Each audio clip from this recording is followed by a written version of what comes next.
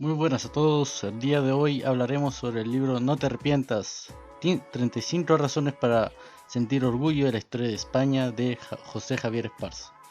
Lo resumiremos en 14 mitos, por así decirlo, en contra de España y 14 razones de por qué deberíamos sentirnos orgullosos del legado de España. El segundo es el descubrimiento de América y la primera vuelta al mundo.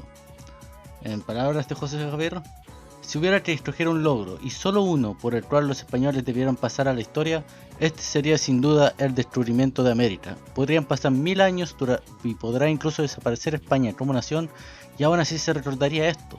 A finales del siglo XV, un puñado de lotos españoles a bordo de frágiles cascarones decidieron lanzarse al océano para abrir rutas que nadie había navegado antes, y en medio hallaron una gigantesca masa continental de 42 millones de kilómetros cuadrados que hasta entonces había permanecido desconocida. Suele compararse esta proeza con la conquista de la Luna en el siglo XX.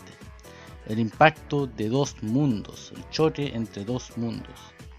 Entre las muchas cosas que España ha aportado a la historia universal está la primera demostración empírica que la Tierra es redonda.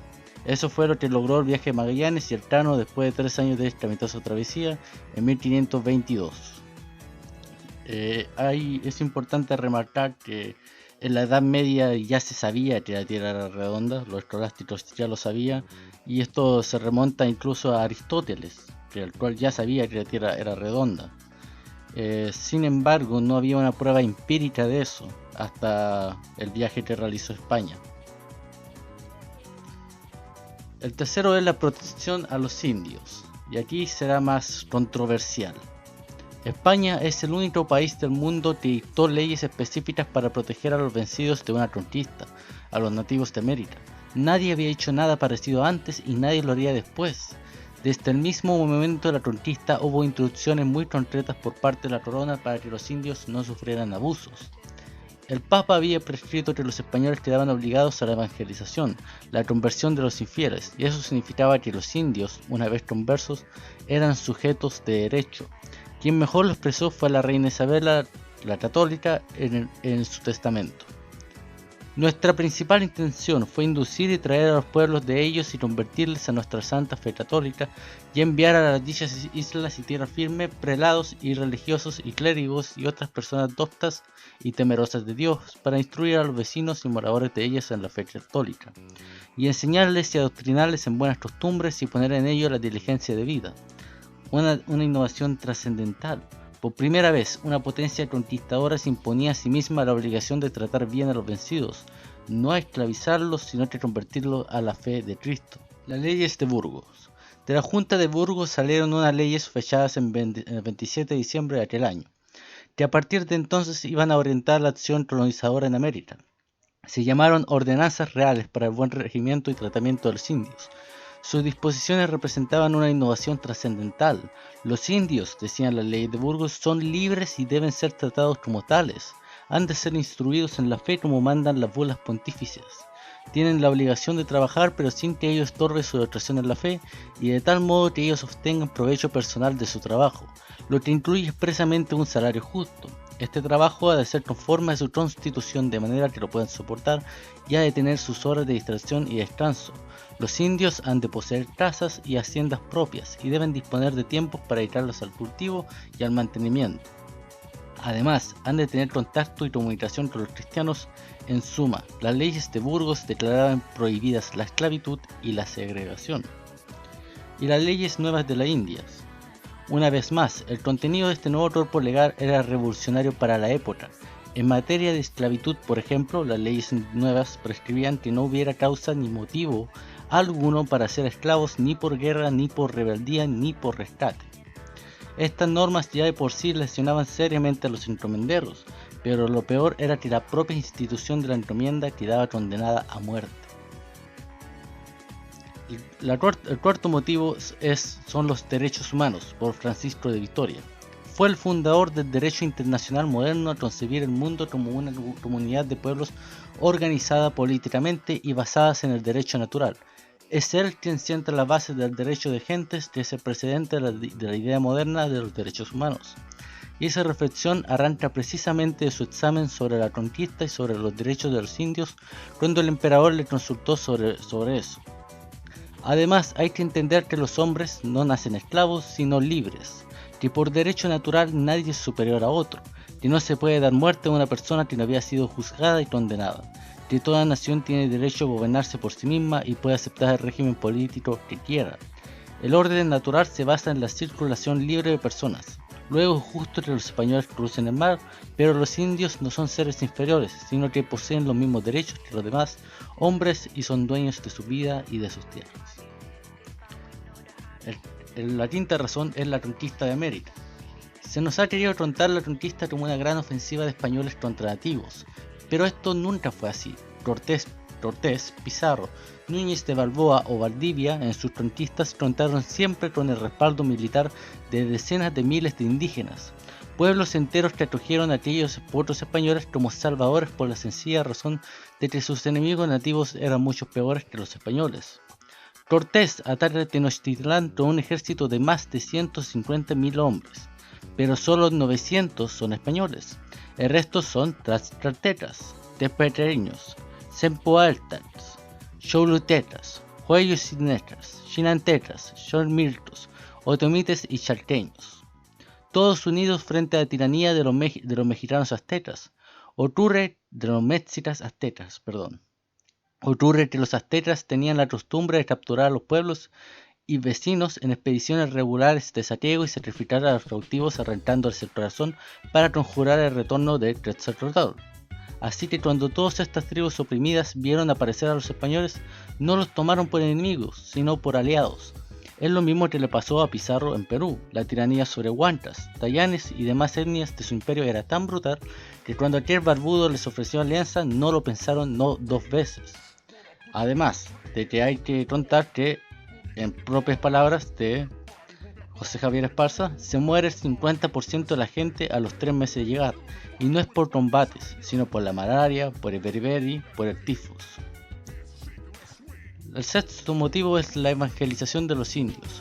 Los mexicas, por ejemplo, capaces de construir maravillas arquitectónicas como Tenochtitlán y de idear un excelente calendario astronómico, practicaban sacrificios humanos, y con algunas frecuencias se comían a las víctimas. Los cronistas lo cuentan, como Bernal Díaz de Castillo, Bernardino de Sahagún y Diego Durán. Los estudios más recientes, como los de Ortiz de Montellano, los corroboraban y la arqueología lo ha atestiguado después sin duda posible. La práctica de sacrificios humanos era generalizada en toda la zona que hoy ocupa México. En el nuevo imperio de los mayas se sacrificaba a los prisioneros de guerra, a los esclavos y en caso de gran calamidad a los propios hijos. El sacrificio se realizaba sacándoles el corazón, por decapitación, y flechando a las víctimas o ahogándolas en el agua. Entre los tarastros, cuando moría el representante del dios principal, se daba muerte a 7 de sus mujeres, y a 40 de sus criados para que le acompañasen en el más allá. Normalmente se guardaban las calaveras. El capitán Andrés Tapia, compañero de Cortés, describe el muro de cráneos que vio en el gran Tenochtitlán de Tenochtitlán. En el Teocalli de Tenochtitlán, y dice que había en él muchas cabezas de muertos pegadas con cal, y los dientes hacia afuera. Tapia cuenta que vieron miles de palos verticales y en cada palo 5 cabezas de muertos ensartadas por los sienes.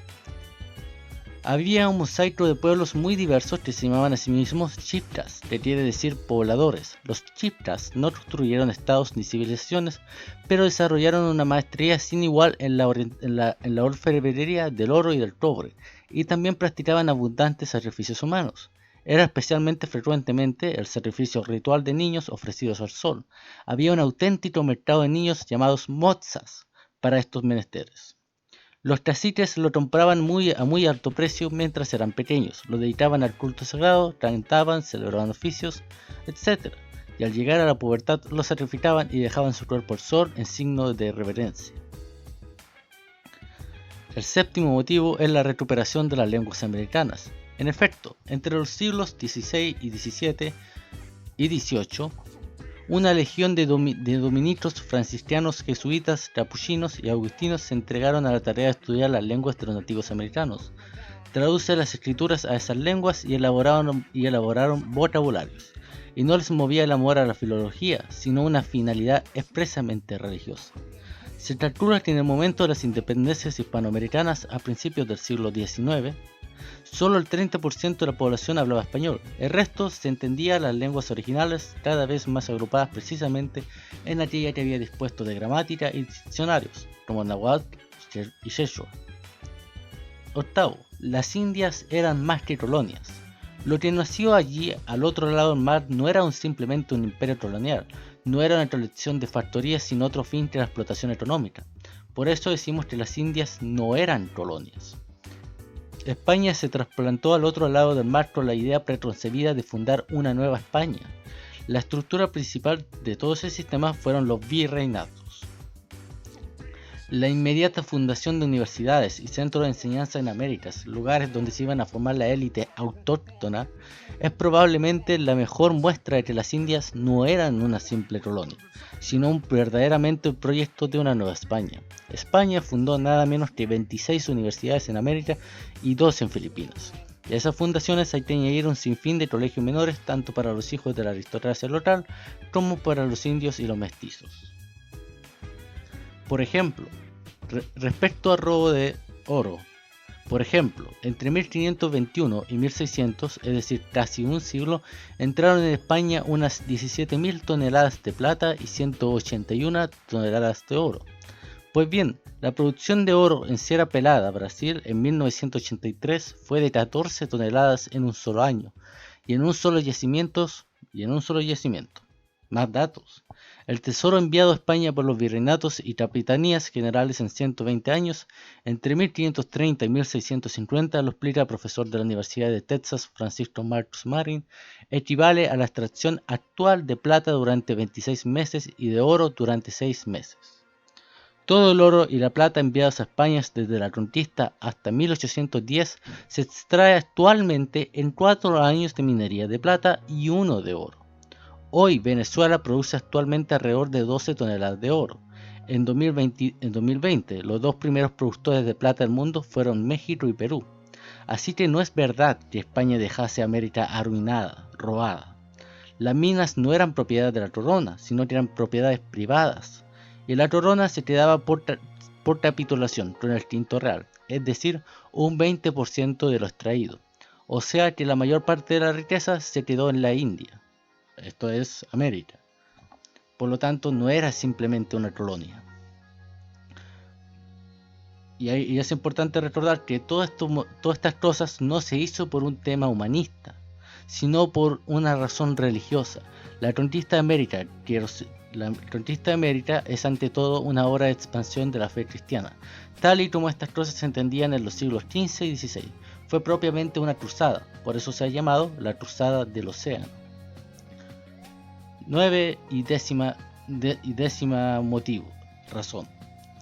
El número 9 es la Reconquista, un periodo de 7 siglos donde España luchó contra el Islam para preservar su nacionalidad y su religión. Eso es ciertamente un motivo de orgullo y un motivo de lucha y de espíritu de libertad. Y el 10º es el primer parlamento democrático. Entre los laureles de la historia de España figura algo que poca gente recuerda. En nuestro suelo nació el primer parlamento democrático de Europa, en León, hacia el siglo XII. La gran innovación fue que esos mismos hombres libres se incorporaron a los grandes órganos de discusión política junto a los magnates y los nobles, y eso es exactamente lo que ocurre en España. También la primera policía moderna, que fue la Santa Hermandad. España fue pionera con la creación de la primera fuerza pública moderna, es decir, centralizada, permanente y sujeta a la ley. Se llamó la Santa Hermandad y la crearon los reyes católicos y hoy se considera el primer cuerpo de policía nacional del mundo. ¿Fue eficaz la Santa Hermandad? Los cronistas de la época de Isabel, ciertamente pocos críticos de la reina, atribuyen al nuevo cuerpo una eficacia desmedida. Así lo decía, por ejemplo, Lucio Marineo. Cesaron en todas las partes los hurtos, los sacrilegios, los corrompimientos, prisiones, injurias, blasfemias, bandos, robos públicos y muchas muertes de hombres, y todos los otros géneros de maleficios que sin rienda ni temor de justicia habían discurrido por España por mucho tiempo. La seguridad se convirtió por primera vez en una política estatal. El Doceavo motivo. Los primeros en dejar de quemar brujas. La quema masiva de supuestas brujas y brujos no fue una cosa de la Edad Media, como tanta gente cree, sino del tránsito de los siglos XVI al XVII, durante la Ilustración. Tampoco fue cosa de la Inquisición, como comúnmente se dice, sino al revés. Fue la Santa Inquisición la primera en constatar que aquello era una barbaridad. Y eso ocurrió precisamente en España, que fue el primer país de Occidente en dejar de quemar brujas.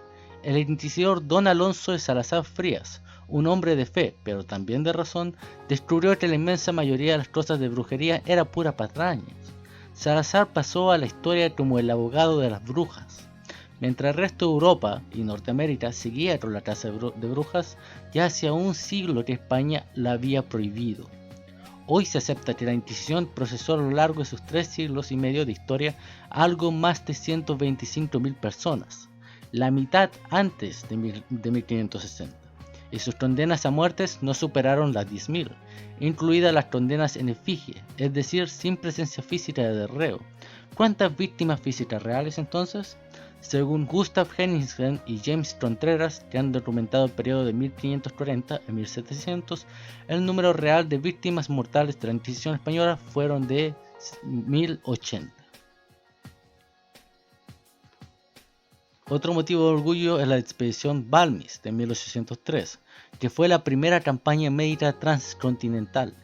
En la Europa del siglo XVIII, la viruela mataba a unas 400.000 personas al año. De los supervivientes, un 30% quedaba ciego. Fueron más de 1 millón las personas que recibieron los beneficios de la vacuna. Las vidas que España salvó con la expedición Balmis pueden cifrarse en millones. El mismísimo Dr. Jenner, el inventor de la vacuna que se había mantenido informado sobre la aventura, expresó su admiración. No me imagino que en los canales de la historia haya un ejemplo de filantropía tan noble y tan extenso como este. Realmente hasta entonces nadie había hecho nada igual. La primera gramática moderna del mundo también. Así la gramática de Nebrija se convirtió en una herramienta preciosa. La primera regla escrita en una lengua que hoy es el idioma nativo de cerca de 500 millones de personas. La primera gramática moderna del mundo. Luego vinieron las demás. El italiano tendría su primera gramática en 1529, el portugués en el 536, el francés en 550 y España fue la primera en 1492. Y esos fueron 14 motivos para estar orgulloso de España.